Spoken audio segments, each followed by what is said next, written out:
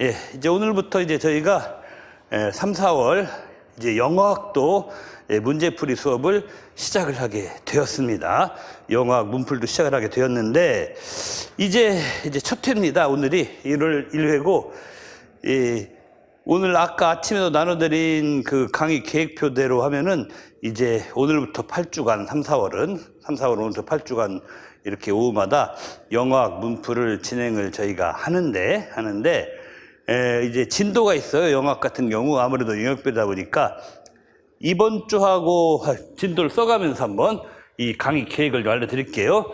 오늘 이제 영어학 문풀 같은 경우, 영어학 같은 경우 이제 1, 2주 같은 경우는 일단 그 문법을 중심으로 하는데 오늘은 보시는 대로 이 자동사의 특수유형 분류부터 시작을 해 가지고 자동사의 특수유형 분류부터 시작을 해 가지고 동사의 진행형 이런 것까지 해서 주로 동사 파트에 관한 문법을 기본으로 했습니다.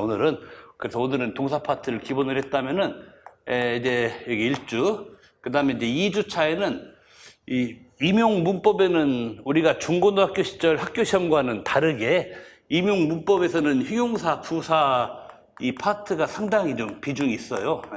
임용 문법에서는 형용사, 부사 그리고 대명사를 비롯한 여러 대용 형태 이런 것들이 상당히 좀 비중이 있습니다. 물론 요것 말고도 문법은 파트가 무지 넓죠. 보통 문법책이 한 30개 이상 챕터가 있는 걸 보니까 매우 넓은데 범위가 그래도 기본적으로 가장 시험에 잘 나오는 너댓 챕터를 뽑으면은 이런 애들을 가지고 우리가 그 공부도 하면서 문제 푸는 연습도 하면서 진행을 할 수 있을 것으로 보입니다.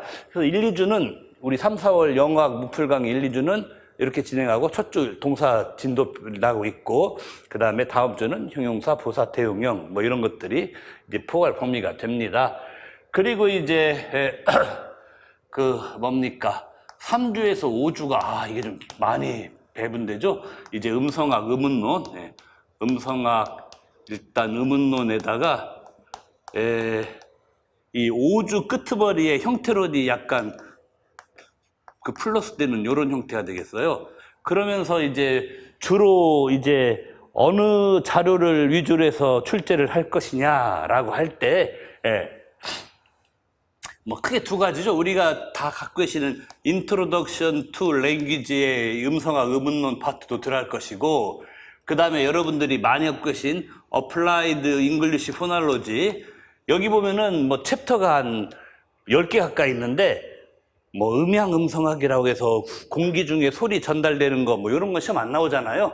그리고 저 뒤에 영어 아닌 좀 다른 언어 가지고 너무 얘기 장하게 하는 거 그런 것도 영어 아닌 데이터 안 나오고 그래서 이제 보면은 이 어플라이드 책 같은 경우 1, 2장하고 3, 4장이 좀 기본장입니다. 1장이 포네틱스, 2장이 포놀로지, 그다음에 3장, 4장이 이제 바월스, 컨선트 나오는데 그런데 보신 분은 알겠지만 어플라이드 1, 2장만 해도 내용이 좁은 게 아니에요. 어플라이드가 1, 2장만 해도 내용이 상당히 깨알같습니다. 그래가지고 일단 여기서는 어플라이드 책의 1, 2장을 하나는 포네틱스, 하나는 포놀로지인데 요것만 해도 글씨가 작고 종이가 얇아서 그렇지 다른 음성학 의문론 책의 내용은 거의 한 페이지당 배 이상 실려있는 좀 징글징글한 책입니다. 어플라이드가. 그래서 요것만 달달 꿰도 일단 올해 11월에 실제로 나오는 문제 중에 하나는 걸린다라고 봐도 좋을 만큼 이게 내용이 좀 적지 않습니다. 이런 식으로 3장, 4장, 3, 4, 5주차하고 5주차에서 6문제 중에 나머지 절반 정도를 형태로는 따로 전문 원서가 필요 없고 인트로덕션 투 랭귀지급의 책으로만 공부하셔도 일단 내용적 준비는 여기서 되시겠습니다. 아시겠지만 형태로는 의문론이나 통사론과는 달리 또는 문법과는 달리 별도의 원서를 따로 공부하는 데는 거의 없어요. 그리고 모폴로지는 검색해 봐도 아시겠습니다만은 그 전문화된 원서 자체가 의문론 통사론 음성학에 비해서는 현저히 숫자 자체가 적어요. 우리 임용에서 출제 비중도 형태로는 한 5년에 한 번 나오는 그런 비중이기도 하고요. 이렇게 되어 있고요. 그 다음에 이제 6, 7장이 6, 7장 6실장이 이제 뭐냐? 이제 바로 여기가 이제 통사론 파트가 되겠죠? 예, 통사론 파트가 되겠는데, 통사론은 우리가 이제 임용에서 많이 보는 원서가 크게 두 가지예요. 90년 초반 임용부터 지금까지도 끈질기게 살아남은 그 앤드류 레드포드의 트포라고 흔히 불리는 거, 트랜스포메이셔널 신텍스라고 하는 그런 거 있죠. 예, 뭐 그런 것도 있고, 그다음에 2000년대에 우리나라에 처음 소개돼 갖고 주로는 2012, 13년 이후에 많이 퍼진 그 앤드류 카니의 신텍스라는 책도 있고 합니다. 예, 그런데 이제 상대적으로 트포가 좀 오래됐지만은 내용이 더 팍팍하고 좀 어려워. 그래서 3, 4 문풀에서는 이제 카니의 신텍스 책, 이게 좀 쉬우니까 쉽고 설명도 좀 짧아요. 트포는 솔직히 말해서 요만한 한 달락으로 설명할 것을 2페이지, 3페이지로 느려 설명하는 좀 나쁜 습관이 있습니다. 예문은 풍부해요. 좋은데 트포는 한 포인트 공부하는 게 시간이 좀 많이 걸리고, 보시면 알던 글씨도 역대급으로 작아서 옛날 어르신들 돋보기로 신문 보는 듯한 그렇게 조그마한 책이에요, 트포가. 예. 저도 나이를 먹으면서 이제 시력도 좀 나빠졌다는 게 느낀 게, 제가 이제 저도 학생 시절에 수업을 받느라고 사놓은 트포책이 지금도 있습니다. 하는데 그때 저 가르쳤던 교수님 수업 받으면서 막 중간중간에 필기해 놓은 자국도 남아있고 막 그런데, 분명히 저도 이른바 20대 때는 트포에 있는 트포 책 글씨가 그때는 전혀 작았던 느낌이 안 들었어요.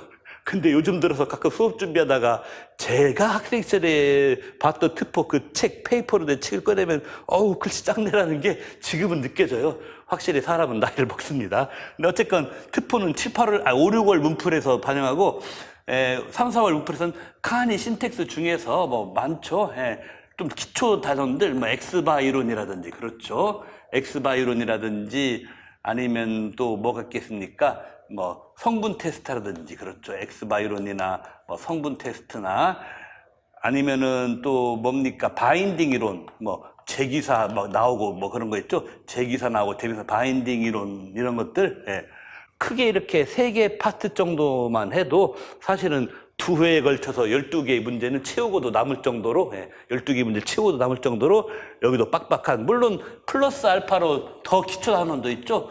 더 기초 챕터에 보면은 뭐 신택틱 캐티고리, 통사론식으로 그 품사 구분하는 거, 바로 작년 그 뭡니까? 기입형 기출 중에 하나 나왔죠. 뭐 이런 거라든지, 기타 기초 개념들, 기타 아까 초반 챕터들, 이건 뭐 나중에 더 자세히 알려드리겠습니다만은, 주요하게는 요런 거랑 요거랑 요거 이렇게 하나, 둘, 셋, 4가지를 중심으로 카니 신텍스 책에 기반해서 통사론으로 문제풀이 연습을 하고, 이제 8주차가 이제 의미론 화용론인데, 사실 의미론 화용론도 이 카니 신텍스가 나온 이 블랙의 출판사에서 2000년대 초반에 나온 시멘틱스란 전문화된 서적이 있습니다만 굳이 끝까지는 안 봐도 됩니다.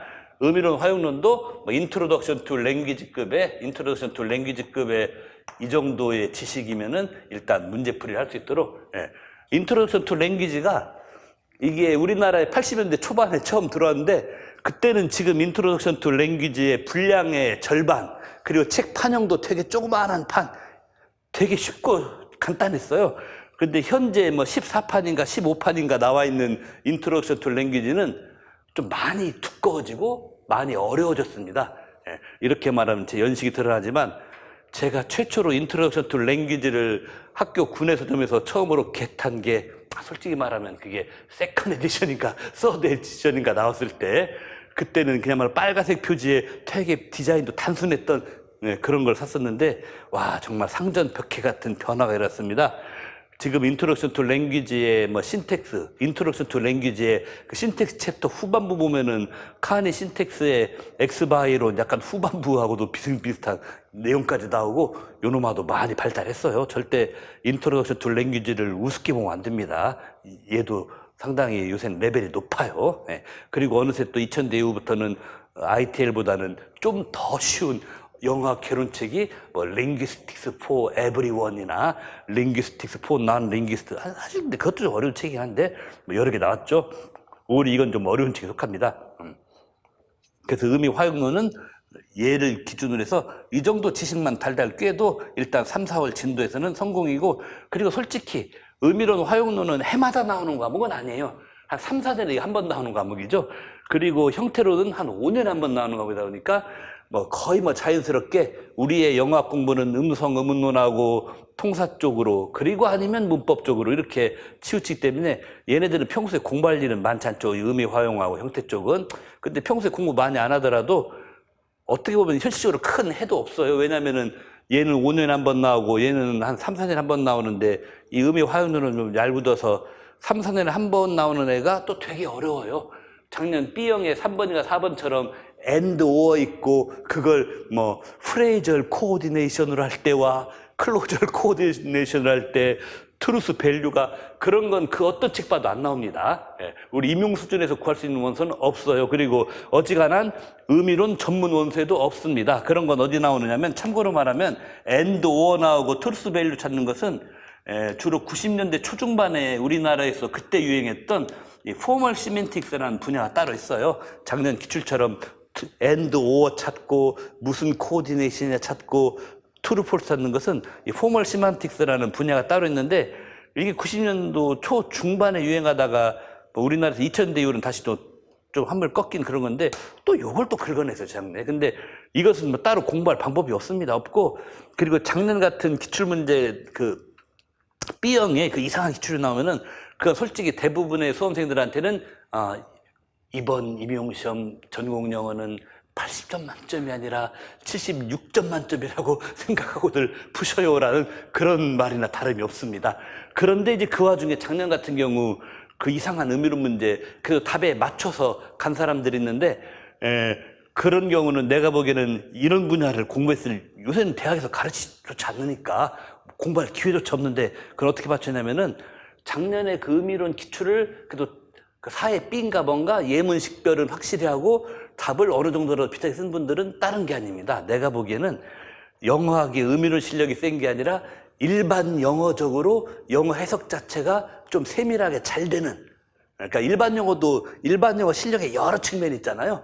그 중에 아주 디테일하고 미묘한 그런 문장을 그래도 어느 정도는 다루는 눈썰미 내지는 감이 좀 있는 사람이 그걸 접근해서 어느 정도 답에 거의 비슷하게 간 거지, 이런 걸 공부해가지고 맞춘 사람은 아마, 왜냐면 학부는 말할 것도 없고 대학원에서 거의 이거 하지도 않아요. 솔직히 이거 하는 학교가 몇 있지도 않습니다. 예를 들어 서울대 같은 경우도 이제 영문과에서는 이거 안 합니다. 안 하고, 언어학과에 남승호 교수님이란 분이 계신데 그분이 하시고, 영교과도 안 하고, 지금 오히려 저기 고대 가면은 고대 언어과학부라는 데서 어느 한 분이 또 하시고 이런 식이에요. 이런 걸 제대로 하는 교수 자체가 우리나라에 거의 없습니다. 그렇기 때문에 이걸 우리가 책을 봐서 공부해갖고 작년 기출 같은 걸 대비한다는 건 현실에서 거의 말이 안 돼요, 솔직히. 오히려 작년에 그 답에 근접해 갔던 분들처럼 일반 영어적으로 해석 자체를 민감하게 잘하는데 뭔가 그래도 갈고 닦아놓은 뭐가 있는 사람들이 유리한 거죠. 그리고 작년 기출 같은 경우는 나중에 제가 7, 8하고 90, 11월 후반기 80점 만점 종합 모의 시즌에서 작년 기출 음이론 유사 문항을 한 3, 4번 정도 출제해 드릴 테니까 거기서 좀 더 보강해서 좀 공부하시기 바랍니다. 그래서 하여튼 1, 2주부터 역시 현재 대세 음성학 음운론이 제일 두껍고, 물론 5주 차에는 반전은 형태론 들어가고요. 나머지는 요런 진도대로, 그다음에 통사로는 카니 책에서 요런 하나, 둘, 셋, 4개 내용 중심으로 출제를 할 테니까 여러분들이 좀 공부를 좀 미리미리 하시기 바랍니다. 그리고 이제 제가 다음 주 월요일, 화요일 정도 단체 메일로 그리고 이제 인강생 선생님들은 제가 월요일 날 업로드되는 해설자료 보강판으로 해서 이 형용사, 부사, 대응 형태에 관한 한 약 10여 페이지 정도 문법 요점 정리한 프린트 파일을 제가 다음 주 월화 정도에 메일로 쏴드릴 테니까 그걸 보고 미리 예습 공부를 해놓으시면 되겠습니다. 자, 그리고 이제 각 회차별 문제 구성에 대해서 잠깐 말씀드리면은, 영어학이 제일 많이 나왔을 때는 7문제까지 나온 적이 있어요. 근데 그건 한두 번에 불과하고, 적게 나왔을 때는 한 5개 나왔고요. 그건 2014년도 그 무렵 현재 임용제도 초창기획이고요. 보통은 거의 일괄되게 6문항으로 거의 통일되어 있습니다. 영어학은 6문항 정도 통일되고 배점은 한 20점, 22점, 20점, 22점 뭐 그 정도로 배점이 들어갑니다. 20점, 22점 배점이 주어지고, 그리고 보통 이제 그 기입형 2개에다가 이제 서술형 4개 정도 보통 영어학은 그렇게 깔리고요. 그런데 이제 아까 일용 문학 시간에 오전에도 말씀드렸다시피 지금은 조금 이제 우리가 그 기본적으로 키워드 확실히 숙지하고 좀 더 그 기본적인 거 맞추는 연습부터 할 때라서 3, 4월 강의에서는 아까 그 일용 문학도 기입형을 3개를 2점짜리 기입형을 3개를 깔아 드렸듯이 영어학 또한 이 3, 4월 강의에서는 이제 2점짜리 기입형 3개를 깔아 드리고 서술형 3개를 하는, 지금은 일단은 지식 자체, 그것도 기본 지식 자체를 정리하는 게 급하니까 그걸 먼저 좀 이번 달에는 좀 이번 3, 4월에는 그런 식으로 좀 진행을 좀 하도록 좀 하겠습니다. 그리고 이제 그 첨삭 같은 거 해서 보내시는 것은 아까 일용 문학사에도 얘기했듯이 이제 뭐 직강으로 오신 분이나 지금 실시간으로 대구에서 듣는 분들은 매주 토요일 날 바로바로 이렇게 그 손으로 쓰신 답안지를 제가 학원에 부탁해서 스캔해서 PDF 파일로 저는 가져가고 답안지 원본은 오늘 또 끝나면서 가져가시고 하는 이런 시스템을 하고, 인강쌤들은 이제 그 뭡니까 이제 각자 수강을 시작하신 날부터 역시 이 과목도 일주일 텀으로 각자 수강을 처음 딱 인강 시작하신 날부터 일주일 텀으로 그렇게 해서 그 자료 파일에 첨부된 답안지 파일 내려받거나 아니면 워드나 아래 한글로 해서 보내시면 되겠습니다. 그리고 요즘 제가 그 첨삭해서 보내고 봤더니 그 한 3, 4일 이내에 다 모든 답안 오늘 순서대로 그 피드백 해드리니까 그거 참조하시고, 그리고 기타 그 인강생분들 첨삭에 관한 사항은 그 지스쿨에 제가 따로 별도로 안내 자료 올려놨으니까 그거를 한 번만 잘 읽어보시면은 인강생 쌤들은 어떤 식으로 첨삭 진행하는지 다 아실 거예요. 자, 그러면은 이 정도 이제 간단한 초간단 오리엔테이션을 마치고 하여튼 이런 식으로 해가지고 주요 원서, 시험에 늘 나오는 주요 원서의 이제 기본적인 챕터 거기에 수록된 지식을 위주로 이제 이 진도에 맞춰서 저희는 연습 문제 그 풀이를 한다. 그리고 보시면 알겠지만은 내용은 약간 기초적인 것일지 몰라도 문제 포맷은 문제 형태는 아까 일용 문학도 그렇지만 요 뭡니까 요 영어학도 A, B 지문 딱 나눠 가지고 문제 포맷은 여태까지 기출에 나왔던 그런 문제 형태 거기에 딱 준해 가지고 우리가 매회 연습을 그렇게 하도록 하겠습니다. 자, 그러면 일단 오늘의 OT는 말했고 이제 쉬는 시간 없이 바로 이 시간에 이제 1회차 영어학 문풀 들어가겠습니다. 오늘은 이제 동사 관련된 문법인데 요게 이제 그 우리 해설지에도 뭐 17년도 기출 포인트 뭐 대표 예문 딱 소개시켜 놓기도 했지만은 이것도 다 이제 기출하고 뭔가 링크가 되는 기출하고 링크가 되는 그런 문제예요. 기출하고 링크가 되는 문제인데 일단 영어 동사 관련 문법에서 일단 제일 기본부터 한번 시작해 보는 겁니다. 우리가 흔히 이제 동사를 분류할 때 이건 우리가 요즘에는 이제 초등학교 영어에서도 다 배우는 걸로 그 제일 기본적인 가장 기본 중에 기본 분류 방법이 아무래도 동사는 다른 언어도 마찬가지지만 영어도 자동사, 타동사 일단 그부터 나누고 시작하죠. 문법에서는 자동사, 타동사 나누고 시작하는데 이제 문제는 그겁니다. 그 자동사가 뭐 한국어 문법도 자동사를 여러 종류로 나눌 수 있겠습니다만 영어는 좀 더 복잡하게 그 자동사도 주로 이제 의미 측면에 따라서 이제 자동사도 이제 말하자면은 세분화시킬 수 있다 이런 얘기예요. 세분화시킬 수 있다. 그래서 오늘 1번 문제에 다뤄지는 자동사는 자동사 유형 중에서 이제 어거티브 형태의 자동사라는 것과 그다음에 언어큐저티브 부류의 자동사라는 거 이 두 가지를 소개를 해주고 있습니다. 이렇게 그 중에서 일단 어거티브 유형에 해당되는 자동사는 뭔가 이거 한번 본문을 좀 보는 게 좋을 것 같아요. 어거티브 유형의 자동사는 둘째 단락 보십시다. 둘째 단락 보시면은 특징이 그거죠. 둘째 단락 둘째 줄에 그 서브젝트가 어거티브 유형 자동사를 갖는 문장에서는 이 주어가 그 뜻을 생각해 보면 마치 꼭 타동사 목적 같은 그런 느낌을 주는 그 뜻 측면에서 보면은 뜻 또는 개념 측면에서 보면은 타동사 목적 같다 싶은 그런 느낌을 주는 주어가 온다라는 겁니다. 이걸 in other words 다시 말하면은 어거티브 자동사 구문의 주어라고 하는 것은 마치 타동사 목적어처럼 그 문장에서 말하는 어떤 사건에게 어펙트 당하는, 뭐뭐 영향받는, 뭐뭐 당하는 어떤 일을 자기가 남에게 하는 게 아니라 남으로부터 당하는, 어펙트 되는 그런 느낌의 주어가 온다 이런 얘기예요. 이 어거티브 자동사 구문은 1번 보시면은 일단 break라는 동사가 이건 자동사로도 쓰이고 타동사로도 쓰이죠. 근데 break가 타동사로 쓰일 때는 마치 개념상 뭔가 이 주어가 꼭 타동사 목적 같은 그런 느낌을 준다 이거예요. 예를 들어서 the vase, 그 꽃병이 깨졌다라고 할 때 꽃병이라고 하는 애가 뭐 사람처럼 뻘떡 일어나갖고 다른 걸 깨뜨리고 다니고 오다잖아요.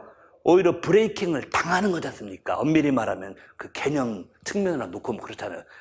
이 사건의 개념을, 내용을 놓고 보면은 베이스가 다른 뭐를 깨뜨리는 게 아니라 그 누군가의 힘에 의해서 지가 브레이킹을 당하는 거잖아요. 바로 이겁니다. 마치 꼭 타동사의 목적어처럼 주어가 이 동사의 사건에 의해서 뭔가를 당하는 피동적인 그런 입장에서 놓이는 거, 그게 바로 어거티브 유형의 자동사가 갖는 특징이다라고. 그래서 마치 꼭 자리는 더 베이스가 형태상 자리는 주어 자리인데 자동사 구문에 마치 꼭 개념으로 보면은 타동사 목적어 같은 막 그런 측면이다라고 그렇게 얘기를 할 수 있습니다. 그리고 아니나 다를까 이 어거티브 자동사에 속하는 자동사들은 그 자동사 스펠링 그대로 유지해가지고 타동사 쪽으로 갔다가도 쓸 수 있다 이런 얘기입니다. 이 브레이크 같은 경우 1번은 목적어가 없으니까 자동사 쓰였잖아요. 그 과거형 브로크로. 하지만 똑같은 브레이크 브로크가 보시면은 2번에는 그 스펠링 그 형태 그대로 그 여자아이가 뭐 그 화병을 깨뜨렸다 이런 식으로 타동사로 그 자동사 어거티브 자동사 브레이크 브로크 그대로를 타동사 브로크로 갖다 써버리는 이게 가능한 거. 자동사인데, 그러니까 특징이 두 가지죠. 자동사인데 마치 주어가 그 뭐뭐 당하는 입장에 놓인 개념상 그런 것 같아서 타동사 목적어 같고, 아니나 다를까 동사 그대로 그 스펠링 가지고 그대로 타동사로도 갖다 쓸 수 있고, 이 두 가지는 외워놓으시기 바랍니다. 이 두 가지가 흔히 어거티브라고 부르는 자동사의 특징이었다 이런 겁니다. 자, 그런데 이제 오늘의 이제 두 번째 항목이며 그 밑에 답이 되는 unaccusativ라고 했는데, 얘도 이제 자동사의 특수한 형태 중에 하나예요. 특수한 형태 중에 하나인데 어떤 거냐? 이 unaccusative verb는 on the other hand 해놓고 고달라게 이제 그 넷째 줄 보시면은 entity가, 즉 어떠한 실체가 있는데 주어가 있어요. 주어가 entity, 어떤 실체, 여기서는 주어로 표현된 실체가 있는데 얘가 뭡니까? 상태 변화를 겪거나 아니면 뭔가를 경험하는 거예요. 그리고 그런 상태 변화를 경험하는 것이 무엇 때문인지 외적인 원인이 대놓고 표현이 안 되는 겁니다. 주어가 뭔가 상태 변화를 겪긴 해요. 상태 변화를 겪긴 하는데 이제 그 무엇입니까? 그런 상태 변화를 누가 일으키는 건지는 문장에 잘 표현이 안 되는 그런 자동사다. 그리고 하나 또 중요한 게 고달라기 밑에서 셋째 줄 보시면은 그 어거티브하고는 다르게 unaccusative 같은 경우는 이 주어가 affected를 당한다, 즉 뭐뭐를 당한다, 약간 수동적이고 피동적인 그런 느낌의 개념 해석은 잘 안 나와요. 안 나오고 오히려 어떤 그 변화나 상태 변화나 이런 걸 겪는다, 그 정도만 그 의미 해석이 나온다 이겁니다. 그 증거로 이제 3, 4번 예문 17년도 기출 예문하고 좀 싱크로율이 좀 있는 3, 4번 예문 보시면은 appear 같은 단어가 여기 appear 나타나다 같은 단어가 또는 occur 발생하다 이런 단어가 unaccusative 자동사의 아주 제일 기본으로 유명한 건데, 그 천사가 뭐 산 위에 나타났다 3번, 혹은 뭐 4번은 어떤 어느 한 이상한 사건이 그날 밤 발생했다. 이때 appear나 occur 같은 게 이런 동사로 나타나는 사건이 에인절이나 스트레인지 액시던트가 appear를 당했다, occur를 당했다 이렇게 해석하면 이건 좀 오바스럽지 않습니까? 에이, 나타남을 당했다, appear? 그거 좀 말이 좀 이상하지. 누가 봐도 이상하잖아요. 그래서 뭔가 affected, 뭔가를 당했다라고 해석까지는 안 돼요. 그 대신에 상태 변화 있는 거죠. 어떤 상태 변화입니까? appear나 occur의 상태 변화는 appear나 occur 하기 전에는 눈에 안 보였잖아요. 안 나타났던 것이 나타나는 보이는 상태로의 이 상태 변화. 그렇죠? 눈에 안 띄던 것이 눈에 띄는 그 상태 변화. 이런 상태 변화는 있다 이거예요. 그 대신에 아까 브로크 같이 그 화병이 브레이킹을 당했다 같은 뭐뭐 당했다라는 어펙티드 되었다라는 그런 뜻은 좀 오바다 이런 얘기죠. 오바스럽다. 그리고 이제 중요한 게 있습니다. 이 오른쪽으로 건너가시면은 이 unaccusative 동사의 대표 주자인 appear나 occur를 가지고 뭔 구문을 만들어 보려고 애를 썼느냐. 5번, 6번은 수동 구문이죠. 비동사 PP. BPP 수동을 만들었더니 다 이제 비문 표시되었다. 이것이 이제 BPP가 안 된다는 건 사실은 뭐가 깔려 있냐면은 여기서 약간 속에 깔린 게 있습니다. 수동이 되려면은 기본적으로 그 능동일 때, 능동 중에서도 자동사 구문에서는 수동을 안 만들죠, 우리가. 기본적으로 능동에서도 타동사 구문인 것에서 수동을 만든다 이런 얘기예요. 그런데 수동이 안 된다라 하면 이제 그런 데서 이제 추리해 보면은 이쪽 동네는 타동사 구문으로부터 만들어지는 게 상식인 수동이 안 되는 걸 보니까 혹 얘네들은 아예 타동 구문으로도 못 가는 거 아닌가라는 아주 자연스러운 추측을 할 수 있고 맞아요. 실제로 appear나 occur 같은 거 보면은 기본적으로는 이 뭡니까 타동사로 이 스펠링의 동사 그대로 가지고 와서 타동 구문으로는 안 쓰는 거다라고 우리가 말할 수가 있겠어요. 자, 그래서 이제 밑에 B번 답이 이 맥락에서 나오는 거예요. B번 답이 뭐냐? 방금 여기서 설명한 어거티브라는 자동사 구문 특징 두 가지였죠. 주어가 마치 타동사 목적어처럼 돼서 affected, 뭐뭐 당한다로 해석되는 거. 그리고 그 스펠링의 자동사 그대로 타동사로도 쓸 수 있다라는 거. 이 두 가지가 어거티브의 특징이었다면은 unaccusative 그 주어가 뭐뭐 당했다라고 해석하면 그건 좀 오바스럽고 그냥 어떤 예를 들어 appear나 같이 안 보이다 나타났다는 식의 상태 변화 정도 해석만 하면 되고 그리고 unaccusative는 결정적으로 수동이 안 되는 걸 보니 수동 이전에 타동도 안 된다라는 것을 우리가 추측을 해야 되고 그래서 똑같은 스펠링의 동사 가지고 이 타동으로 못 쓰이니까 이런 unaccusative를 뭐라고 하는가? 여기 이제 B번에 있는 표현대로면은 pure intransitive verbs라는 말이 맨 끝에 나오죠. 요게 이른바 unaccusative 동사를 가리키는 또 다른 말입니다. 순수 자동사. 자동사라고 해도 어거티브 같은 자동사들은 그 스펠링 그대로 갖고 가서 왜 타동으로 쓸 수 있지 않습니까? 그렇죠? 타동으로 쓸 수 있었는데 이런 것과는 달리 unacusative는 그 스펠링 그 형태 그대로 가지고 타동으로는 못 써버리니까 오로지 얘는 자동사 틀 안에서만 노는구나. 그래서 pure intransitive라고 뭐 이런 식의 얘기를 해주면 되겠습니다. 그래서 이 한 문제를 통해서 말하면 unaccusative라는 답을 맞추시는 것도 있고 그리고 또 뭐가 있냐 어거티브야 방금 몇 번 반복한 두 가지 큰 특징 그 다음에 unaccusative의 한 두 가지 특징 이런 것들을 이번 기회에 공부 삼아서 여러분들이 다 숙지, 암기해 놓으시기 바랍니다. 그리고 이제 우리 해설제 보면은 참고자료로 좀 더 실었어요. 역대 기출에 나왔던 것을 덧붙여가지고 이 unaccusative 비대격이라고 합니다. 번역을 한문으로 하면은 대격이란 말이 뭐냐면은 accusative라 on을 떼고 영어로 접두어 on을 떼고 accusative만 놓으면은 그거가 대격인데 쉽게 말하면 타동사의 목적격이란 말이에요. 대격이란 말이 accusative. 작년 강의에서도 한 두 번 얘기했습니다만 여름에 했나 했던 accusative란 말 자체가 한문으로는 대격이라고 쓰면서 이 대격이라는 게 뭐냐? 타동사의 목적격이란 말입니다. 타동사의 목적격. 목적격은 뭐 타동사 말고도 뭐 다 아시겠습니다만은 전치사의 목적을 하는 것도 있어서 전치사의 목적격도 있을 수 있잖아요.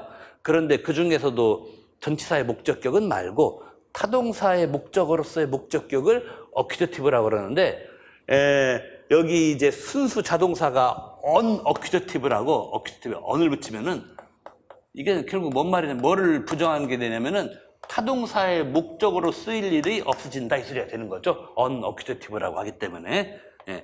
순수 자동사인 뭐 appear, 뭐 occur 이런 것들이 un어큐저티브라 하면 그 동사들은 타동사로서 목적격을 가질 일이 없다라는 그런 뜻도 된다.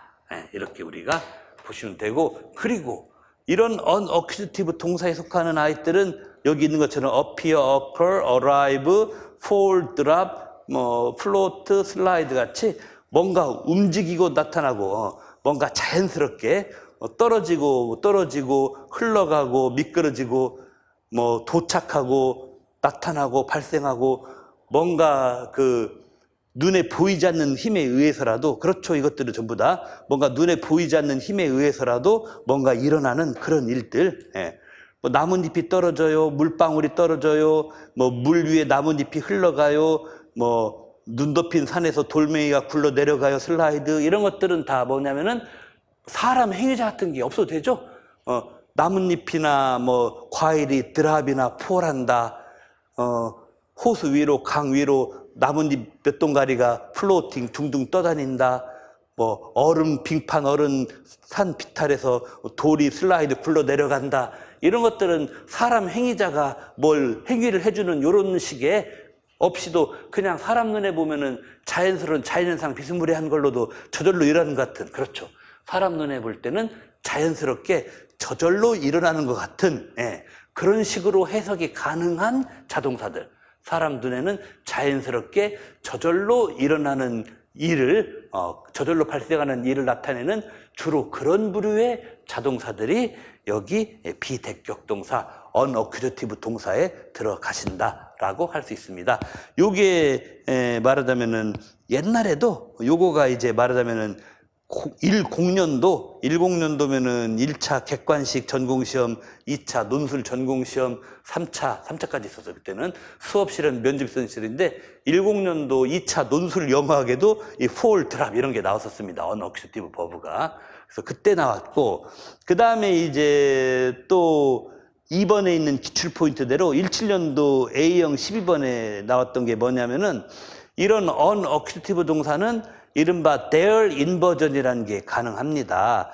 뭔 소리냐? 이게 원래는 보통 기본적인 어순이 주어 동사잖아요. 주어 동사인데 인버전은 도치. 기본 어순이 바뀌는 도치. 그런데 도치는 도치인데 왜 일어나는 도치냐? 존재부사 there를 문장에 앞세우면 일어나는 도치다.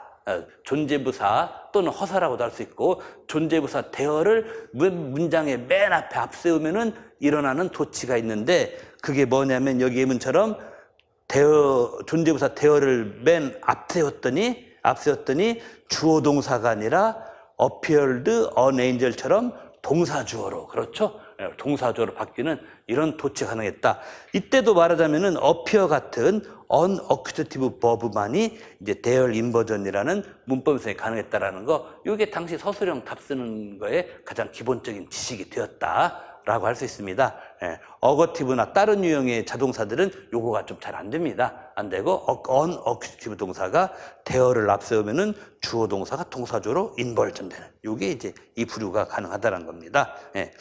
그리고 이제 오늘 문제는 안 나왔는데, 오늘은 자동, 타동으로도 같은 스펠링 갖고 다 쓰는 어거티브랑 순수 자동인 unaccusativ랑 두 개만 얘기했는데, 어거티브의 반대가 또 있어요. 우리 A번 지문 앞에 나온 어거티브 반대로서 unargative라는 것도 있습니다.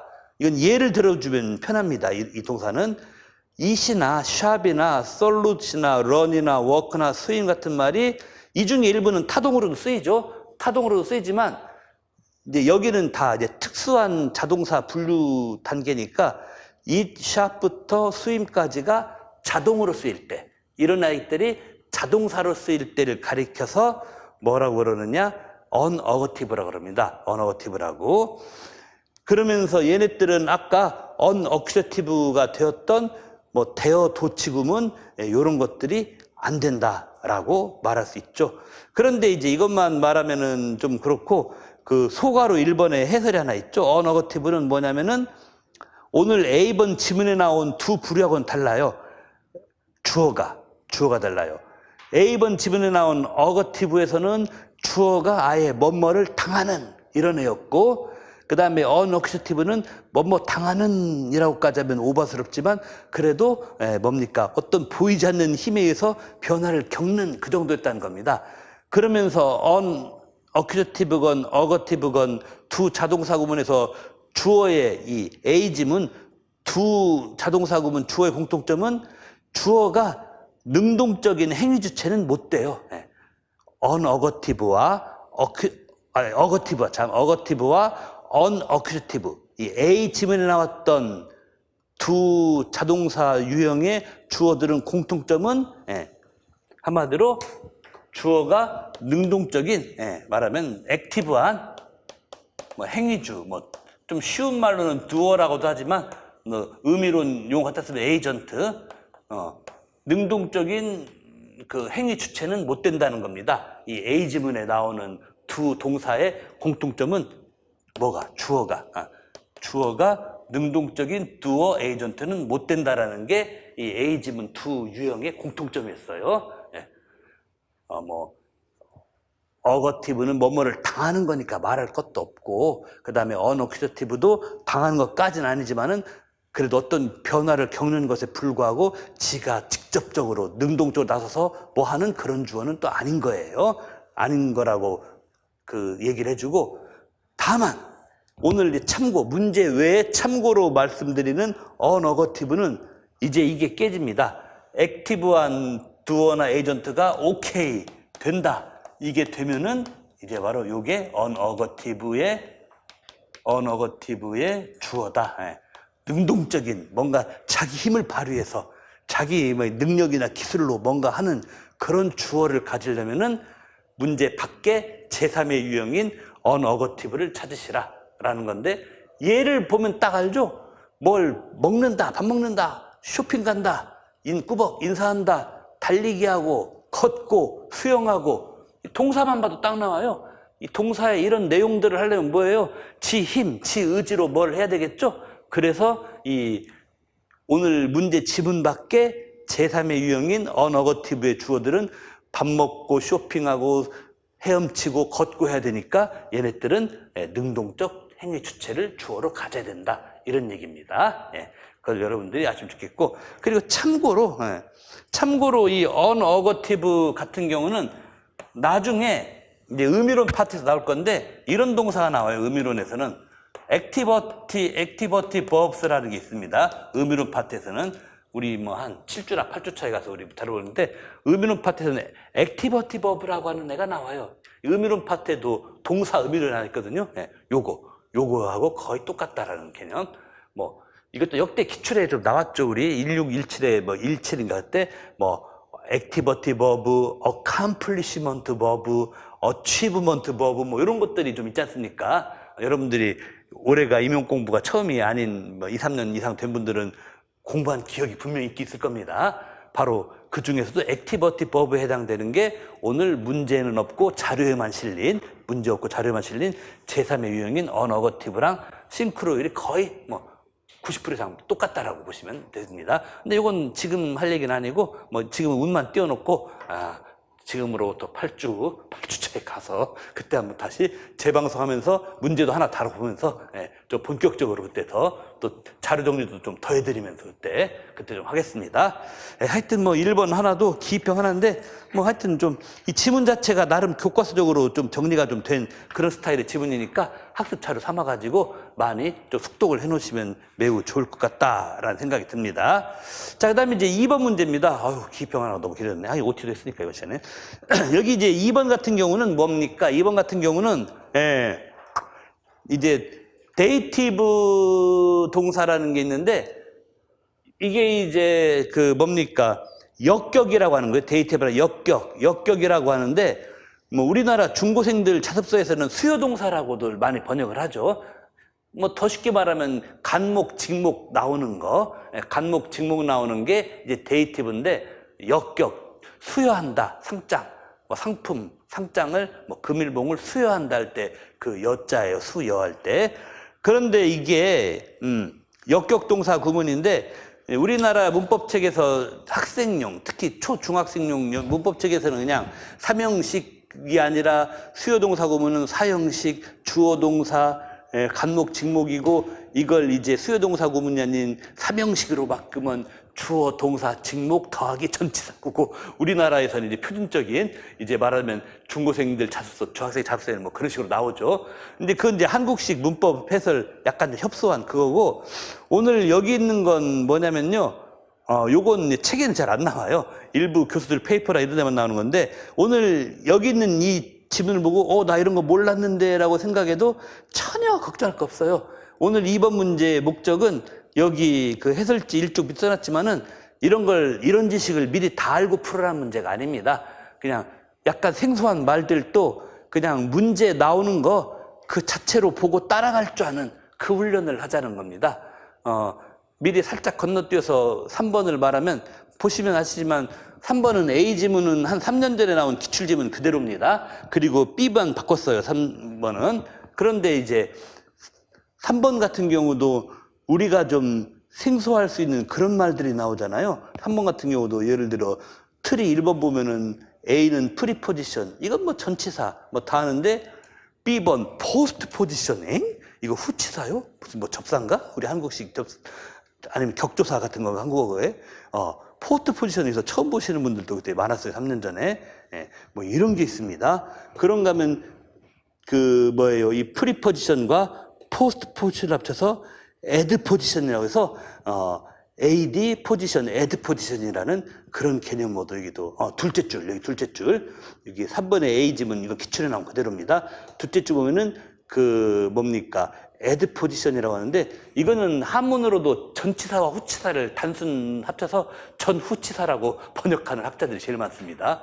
근데 이런 건 이 당시 기출에서 대부분 처음 봤잖아요. 애드 포지션 같은 경우.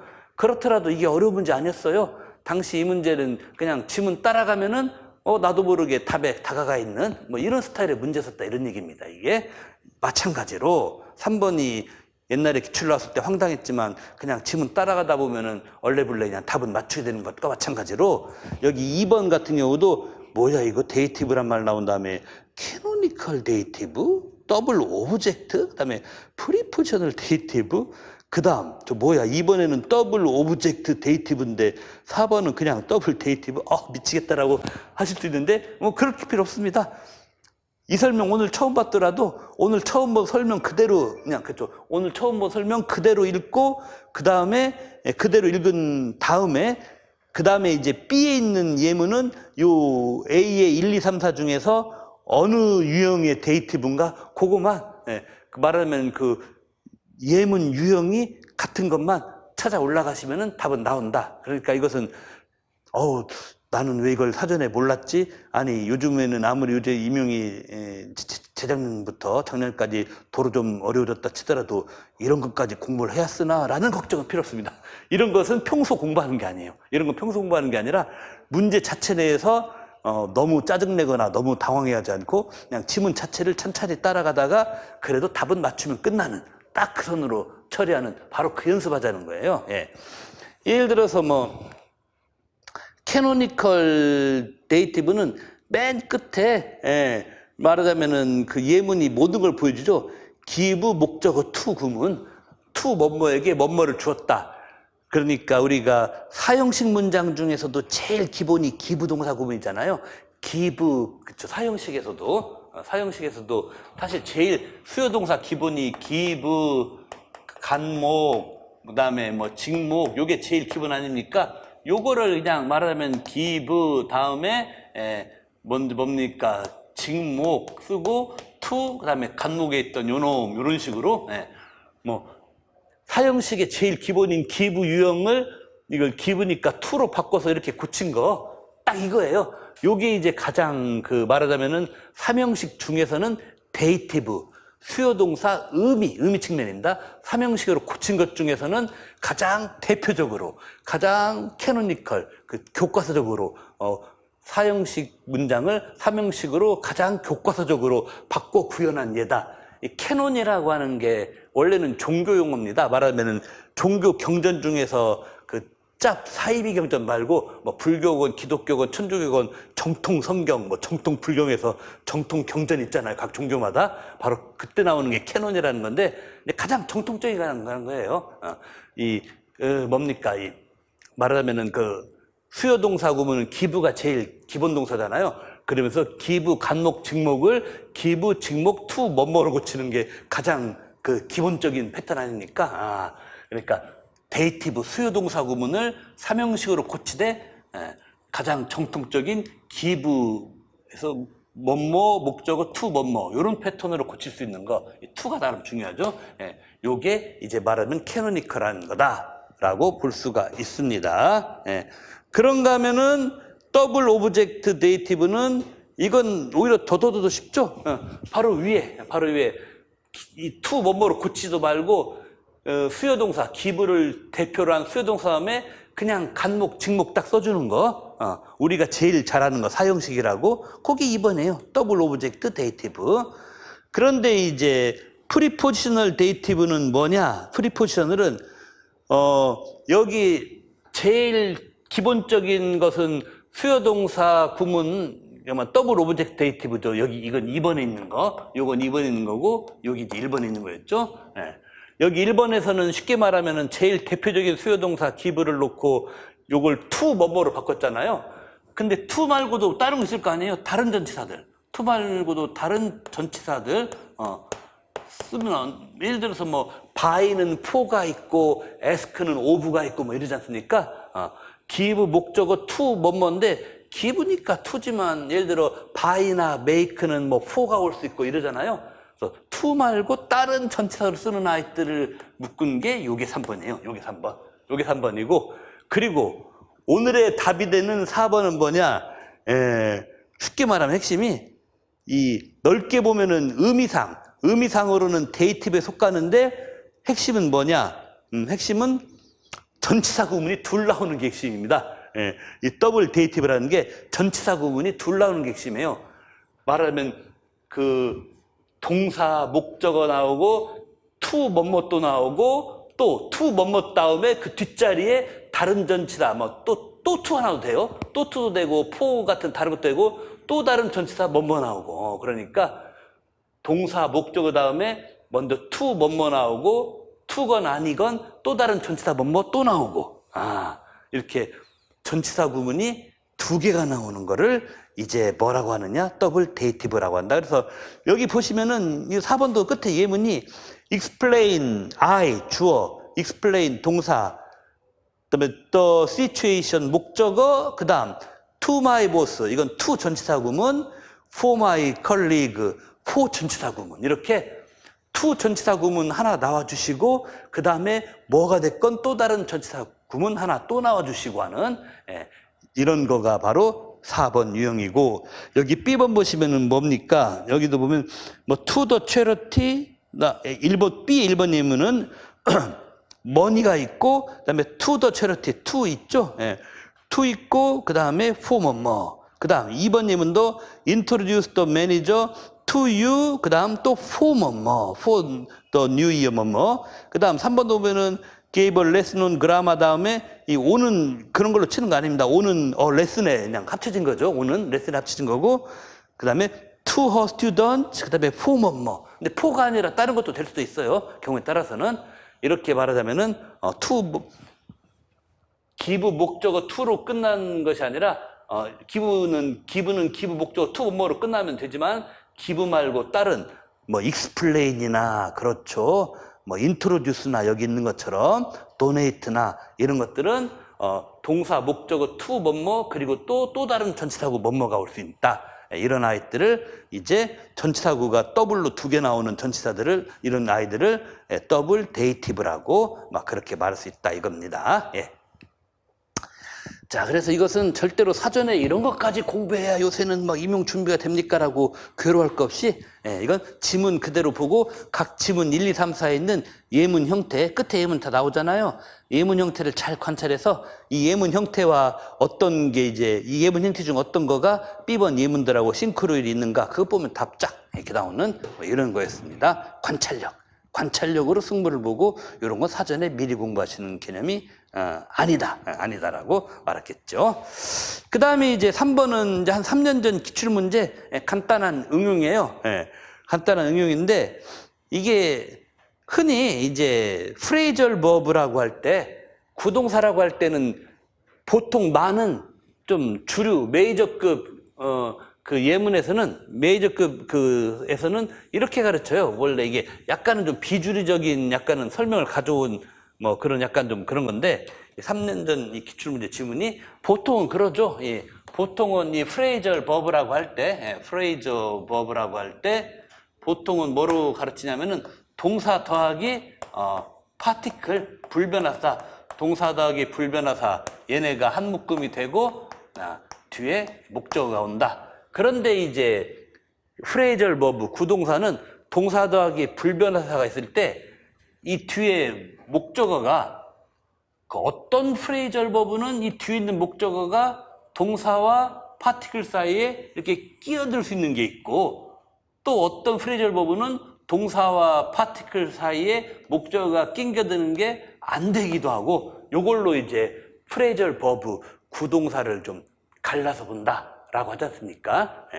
뭐 우리 옛날 기출에 나왔던 것처럼 사전에서 단어를 찾는다 할 때도 뭐 look the word 뭐 up이라든지 뭐 이런 식으로, 원래 look up이라는 구동사가 있는데 look이라는 그 동사와 up이라는 불변하사 파티클이 있을 때 원래는 이 자리 뒤에 있던 목적어 word가 이렇게 이제 말하면 그 얘네 둘 사이로 이동해 왔다. 이런 걸 가리켜 이제 뭐라고 하느냐, 옛날 전통적인 우리 T즈나 F즈에 나오는 문법, S즈에 나오는 세퍼러블한 프레이저 버브다. 뭐 이런 식으로 얘기했습니다. 세퍼러블, 분리 가능하다는 말은 원래는 룩과 업이 나란히 딱 붙어 있었잖아요. 그리고 목적어 더 워드가 이 뒷자리 여기 있었는데, 동글뱅이 자리에 있었는데 그만 이 목적어가 낑겨들므로써 원래는 나란히 있던 룩과 업이 그만 세퍼레이트도 돼버렸으니까, 그래서 세퍼러블 프레이저 버브라는 말을 씁니다. 세퍼러블 프레이저 버브라는 걸 쓰는데, 그래서 원래 전통적인 그 문법서에서는 이걸 파티클이라고 칭하면서 뭡니까? 파티클 앞으로 이렇게 목적어가 넘어와서 이동한다라고 했는데, 용어를 살짝 바꿨죠. 우리 3년 전 기출에서는 파티클이라고 안 하고 그냥 그 뭡니까? 프리포지션 전치사라고 해버렸어요. 그래서 사람들이 일부에서는 이거 5개념 아니에요. 왜 5개념이 파티클이라고 안 하고 프리포지션이라고 했냐면은, 이게 약간 통사론 영향이 있는데, 트리에서 보듯이 통사론학자들은 파티클이라고 안 하고 이걸 프리포지션이라고 해버리는 통사론학자들이 있기도 있습니다. 실제로 있고요. 그리고 또 하나 뭐가 있냐면, 이 구동사에서 이 룩은 뭐 동사고 업은 파티클 불변사라고 하는데, 이 구동사에서 말하는 파티클, 구동사에서 말하는 파티클, 이 불변하사는 좀 풀 네임으로 공식 명칭으로는 뭐가 공식 명칭이냐면은 프리포지셔널 파티클이에요. 이 공식 명칭이 프리포지셔널 파티클입니다. 전치사적 불변하사입니다. 원래 풀 네임으로 풀면은 요 구동사에서 파티클이라고 하는 얘를 동사 더하기 불변하사라고 할 때, 이때 구동사를 이루는 동사 더하기 불변하사라고 할 때, 이 불변하사는 풀네임으로 명칭을 풀어 말하면 전치사적 불변하사라는 이런 말을 씁니다. 그러니까 전치사적 속성이 있다라는 게 이미 통사론 가기도 전에 옛날 문법학자들도 인지를 하고 있었단 말이에요. 그래서 요걸 꼬투리 잡아서 이렇게 트리 그리기 좋아하는 통사론학자들은, 그런 게 있잖아요. 가끔은 통사론학자들 온갖 약간 해괴한 논리 다 동원해서라도 일단 논리는 딱딱 맞추는 그 습관을 발동해서 일부 통사론학자들은 저렇게 아예 프리포지션이라고 명칭도 갈아치워버려가지고 이 구동사를 설명하는, 그래서 이것은 좀 보통은 이제 어느 학원이나 학교에서나 학교 다니실 때 대개 다 이제 구동사는 파티클이라고 주로 뒤에 부분을 많이 배우기 때문에 프리포지션 명칭은 거부감이 나올 수도 있는데, 근데 통사론 학자들은 이런 식으로 하기도 해요. 그리고 그렇게 된 근거가 니네들 전통적인 문법에서도 파티클은 프리포지셔널 파티클이라고 원래 안 했냐? 그 중에서도 우리는 이걸 단순 수식어가 아니라 이게 좀 더 중요하다고 우리는 본 것뿐이다. 뭐 이런 식으로. 근데 이걸 다 증명하려면 한도 끝도 없습니다. 오늘 이걸로 1시간 반짜리 특강을 다시 하니까 안 되고요. 예, 하여튼 뭐 그런 겁니다. 그래서 우리가 평소 SG나 TG 같은 그야말로 오소독스한 정통 학교 문법책에서 보던 것과는 거기서는 뭐 파티클이라고 하죠. 좀 다르게 통사론 물을 좀 먹여가지고 이 파티클을 프리포지션이라고 아예 바꿔치기, 이걸 더 중시해서 하고, 파티클 대신에 여기다 프리포지션을 쓰고 프리포지션 앞으로 오브젝트 NP가 넘어가는 걸로 이렇게 됩니다. 이렇게 오브젝트 NP가 넘어가서 이 중간에 낑겨 드는 것이 이제 세퍼러블한 프레이절 버브인데, 이제 B번에서 이제 뭡니까? 골드라는 거죠. 예, B번에서 골드라는 게 뭐냐? 1번부터 5번까지 쓸 때 방금 주구장창 설명했던 이 목적어가 이 앞으로 건너가는 이동, 이렇게 앞으로 건너가는 이동, 요거가 NOT, not, 안 되는 거, 안 되는 것을 B번에서 2개를 골라라 이거죠. 이런 거 할 때 제일 좋은 방법은 내가 확실히, 이건 솔직히 뭐 영어학도 영어학이지만 일반 영어적으로 구동사 어휘도 좀 알고 있어야 되는 뭐 그런 측면이 있습니다. 일반 영어적 실력 중에 하나로 구동사 어느 분야에 뭐가 있는지 그것도 좀 알고 있어야 되는 뭐 그런 측면이 좀 있어요. 그런데 여기서 보면은 turn it off 이런 말은 우리 중학교 때도 말했잖아요. 불 끄다 할 때 turn it off, turn them off, turn that off만 했잖아요. 그다음에 픽업은 우리 많이 했어도 pick it up, 뭐 pick that up 이런 말 많이 중학교 때부터 많이 들었고, 그다음에 put on도, put them on, put it on 이런 말도 많이 했다 이겁니다. 그래서 확실히 이렇게 이동이 되는 것을 먼저 제끼다 보면은 긴가민가한 거 1번, 5번 남고 걔네들만 따로 버려갖고 니네들이 안 되는 거지 하고, 우리가 중학교, 초등학교 교과서부터 익히 알아왔던 애들들 뭐 프리론이나 터니로프는 많이 했으니까 그런 걸로 먼저 되는 걸 3개 추리면은 자동으로 확률 떨어지는 애 1번, 5번이 제껴진다. 뭐 이런 식으로 푸시면은 될 것 같아요. 그래서 전통적으로 우리 이때 3년 전에 이런 스타일로 정말 간만에 프레이절 버브 문제가 나왔는데, 또 프레이절 버브 문제는 연중으로 해서 제가 5월, 6월까지 기출해설을 평일날 녹화해서 계속 깔겠습니다만은, 그때 이제 한번 가능하면은 영어학의 일부랑 영교의 일부 정도는 뭐 1년까지 시간이 될지 몰라도 객관 시절 문제 해설 강의도 그냥 지스쿨에 공개로 깔으려고 합니다. 그런데 이제 그때 이제 객관 시절 문법 문제 해설할 때 나오겠지만은, 이 프레이절 버브 문제는 오늘 우리 3번 문제처럼 영어학도 영어학이지만 뭐뭐가 어떤 유형의 프레이절 버브다라고 하는 어휘 지식 자체도 좀 그 문제풀이의 관건이 되는 그런 출제가 이미 객관식이긴 하지만 기출에 있었어요. 영어학 지식도 지식이지만 이 방면에 어휘력이 관건이 되는 게 우리 출제도 있었다라는 겁니다. 그래서 이제 여기 오늘 해설 자료 이쪽에 보시면은 뭐 이 3번 문제 써놓고 여기 참고로 분리형, 비분리형 구동사 해놓은 다음에 참고에 소가로 이번에 우리가 좀 한 번 정도 눈과 입으로 좀 익혀놓으면 한 두세 번 정도는 봐두면 괜찮을 걸로, 세퍼러블한, 즉 이렇게 목적어가 요 앞으로 휙 넘어가는 게 가능한 그런 구동사를 한 30몇 개 써놨습니다. 이 정도는 한번 참고 삼아서 여러분들이 이걸 너무 열심히 할 건 없어요. 그래도 한 번 정도 참고 삼아서 좀 봐두시면은 나쁘지 않겠다 싶은 그런 생각이 듭니다. 어디까지 하느라고 시간이 길어졌는데, 그럼 첫 시간 이 정도로 마치고 한 10분 정도 쉬었다가 또 둘째 시간 이어서 좀 하도록 하겠습니다.